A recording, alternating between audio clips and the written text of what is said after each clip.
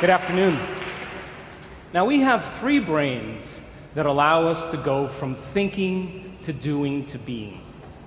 Each brain is its own individual biocomputer with its own anatomy and own circuitry, its own physiology and chemistry. They even have their own history as well as their own sense of time and space. Now, the first brain, the neocortex, it's the newest brain in evolution. It's that walnut-shaped structure that sits on the outside with all of its folds and valleys in yellow there. It's the newest, the most evolved and highly specialized in human beings. Right under the neocortex is called the limbic brain, the chemical brain, the emotional brain, or the mammalian brain. It's about the size of a lemon, and it's responsible for regulating internal chemical order. Right in the back of the brainstem there in red is called the cerebellum, the reptilian brain. It's the oldest brain in evolution. It's the seat of the subconscious mind. Now, your brain is made up of about 100 billion neurons. If you took 100 billion sheets of paper and stacked them on top of each other, it would be 5,000 miles high. That's the distance from Los Angeles to London. Now, nerve cells possess the unique ability to store and communicate information between each other. So your neocortex, your thinking brain, is the seat of your conscious awareness. You're listening to me right now with your neocortex. And what the neocortex loves to do is to gather information. And every time you learn something new, you make a new synaptic connection in your thinking brain. That's what learning is. Learning is forging new connections. And every time you learn something new, your brain physically changes.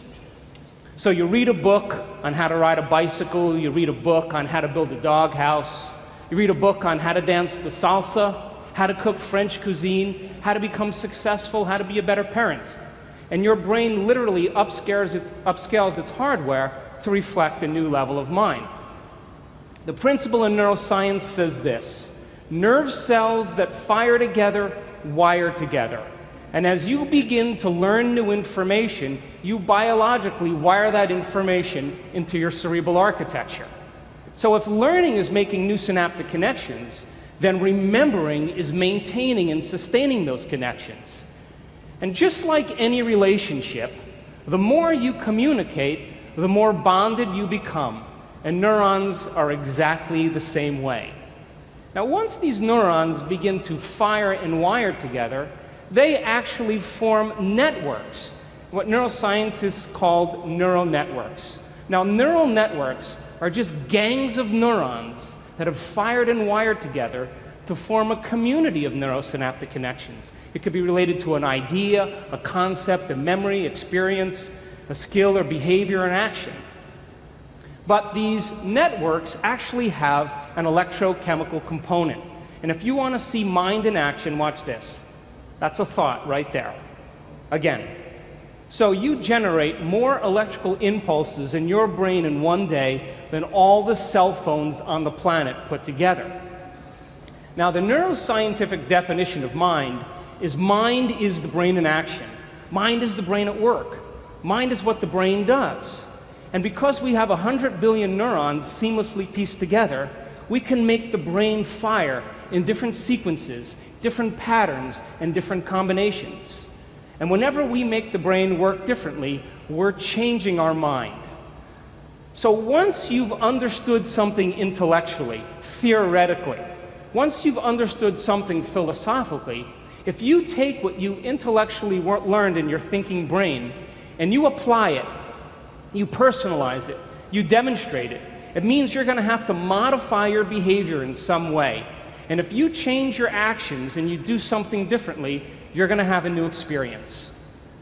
Now, when you're in the midst of an experience, everything you're seeing and smelling and tasting and feeling and hearing, all of your five senses are gathering this vital information from the environment. And as you begin to process all this information and it's rushing back to your brain, jungles of neurons begin to organize themselves into patterns. The moment those neurons string into place, the brain releases a chemical, and that chemical is called a feeling or an emotion. So experience then enriches the circuitry in your brain neurologically, but then it produces a chemical that's released in the second brain called the limbic brain, or the emotional brain. So you can remember your first kiss. You can remember graduating from college. You can remember the birth of your first child. You can remember finishing a marathon. You can remember catching a fish off the coast of Mexico and then taking it home and cooking it and drinking some really good wine that tastes good and feeling the ocean breeze on your face and seeing the sunset. And we could say that you were altered from that experience. The problem is, you can't remember what you had for dinner the night before. That's because routine lulls the brain to sleep. So a great example of this then is most Americans can remember exactly where they were on 9/11. You can tell me who you were with, what time of day it was, and what you were doing. We could say then, when you were in the midst of that moment or that experience, everything you were seeing and hearing changed your internal chemical state. And the moment you felt altered in some way internally, your brain perked up and you paid attention to whoever or whatever caused it. And that event, in and of itself, is called a memory. Now, let's say you read the book called From Forgiveness to Compassion to Unconditional Love. And this book had inspired you, so much so that you decided to read it twice. And as you began to review this information in your mind and contemplate on it and self-reflect, you begin to cause those neurons to form into networks to reflect a new level of mind. You find yourself in the shower thinking about it. You're driving to work and you're contemplating these concepts. You begin to talk to your friends about what you learn, and you're beginning to develop long-term relationships in those neurons. And all of a sudden, you're moving around your office and you're saying, you know, you need to be more compassionate, you know? Wow. And someone else, you say, you need to forgive. Everybody is impressed with your knowledge.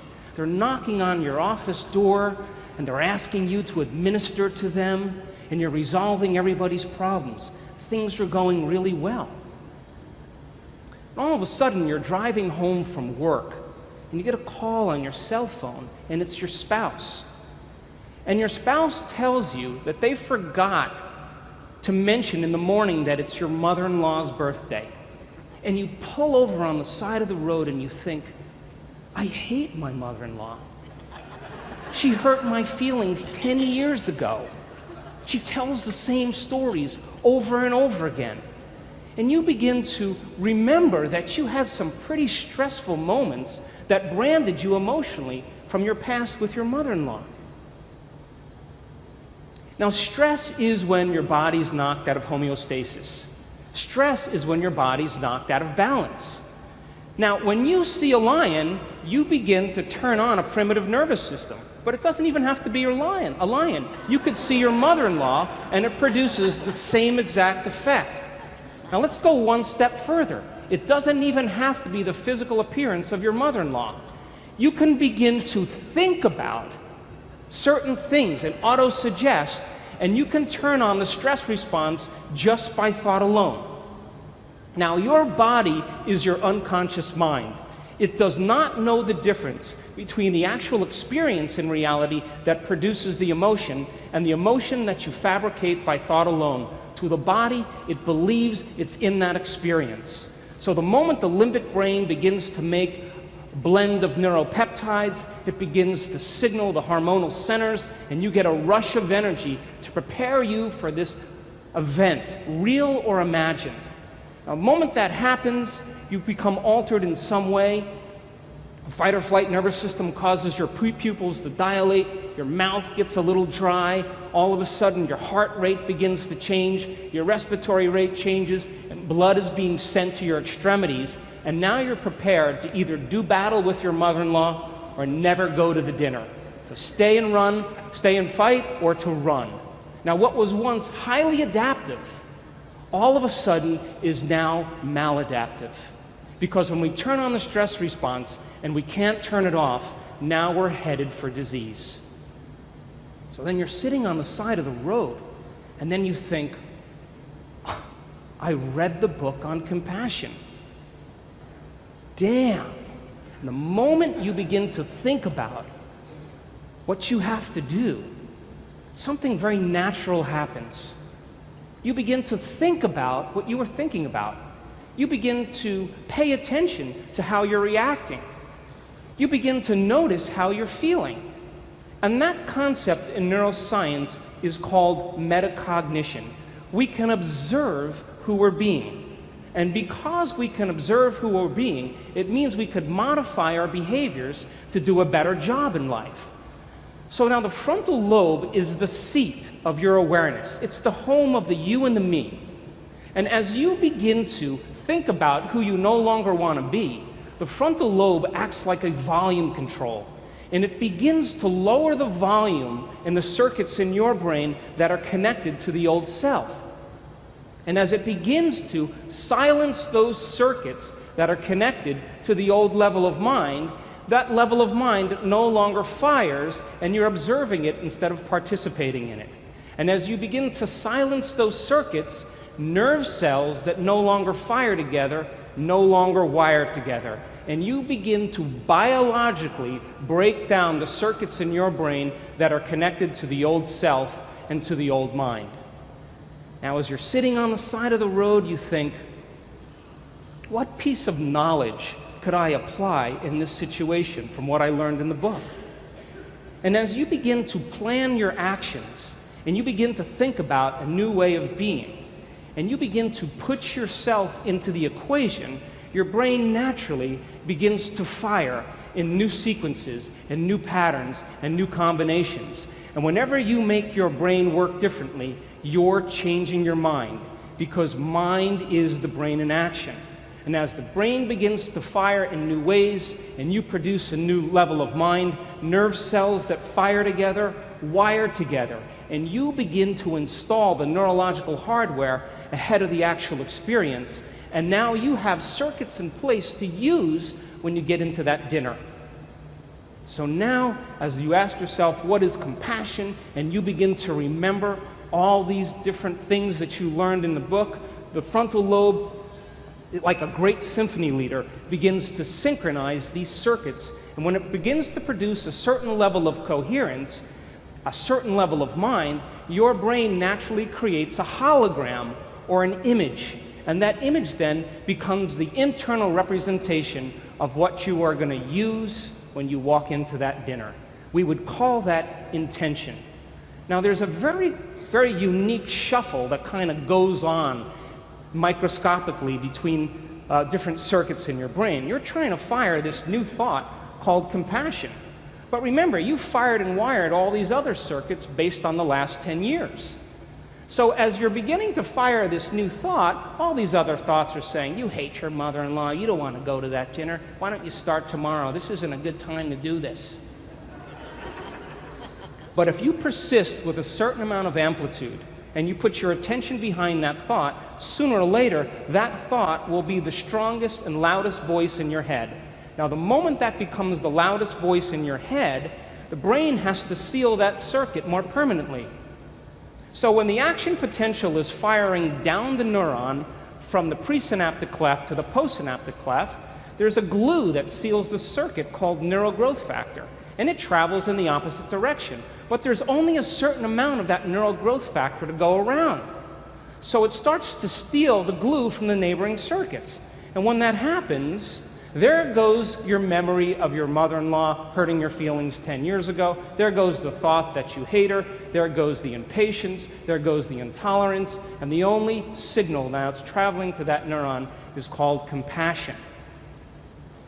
Now, every place where one neuron connects with another neuron is a memory. When this happens, you begin to biologically and neurologically prune away the old memory of the old self. And this is the science of changing your mind. If you want to see what it looks like in real time, let's try that again. You want to see what it looks like in real time, unhooking from the old self, reconnecting to the new self. This can happen in moments. Now, get back on the road, you make your U-turn, You're heading to the dinner. You're reminding yourself who you no longer want to be, silencing those circuits in the brain. You begin to think about who you do want to be based on the knowledge you've learned, and you're priming your brain ahead of the actual experience. You walk into the dinner and you get your behaviors to match your intentions. You get your actions equal to your thoughts. You get your mind and body working together, and you do exactly what the book says. The moment that happens, all of a sudden, you feel compassion. Now, the moment your heart begins to open and you feel compassion, you are teaching your body emotionally to understand what your mind intellectually understood. You see, knowledge is for the mind, but experience is for the body. And when we begin to experience compassion, now we are embodying knowledge. The word is becoming flesh, and the limbic brain makes a new batch of peptides that signals the body, and you begin to literally change your genetic expression because there's new information coming to the gene. And epigenetically, we signal genes from the environment. And you're changing the fabric of you because you're instructing your body chemically to understand what your mind has intellectually and philosophically understood. But it's not enough to do it once. You can't forgive your mother-in-law one time and expect to be on the stained glass windows in church. You got to be able to repeat the experience. You got to be able to do it over and over again. You have to do it so many times that you no longer have to think about it. And when you do it over and over again, you neurochemically condition the body to memorize compassion as well as the conscious mind. And when that happens, when the mind and body are working together, or the body knows as well as the mind, you activate that third brain called the cerebellum, the seat of your subconscious mind. You've practiced it so many times that you know how, but you don't know how you know how. It's automatic. It's second nature. It's easy. It's a habit. It's a skill. It's an automatic behavior. And when you get to this level of memorizing an internal chemical order, a level of innate now, it's so innate in you that it's who you are. When you get to that point where no person, no thing, no experience can remove you from it, because you have sustained this level of coherence, now you're in a state of being. And so the way we transform the world is we transform ourselves. And when we're in that state of being, we give people permission to do the same. Thanks for listening.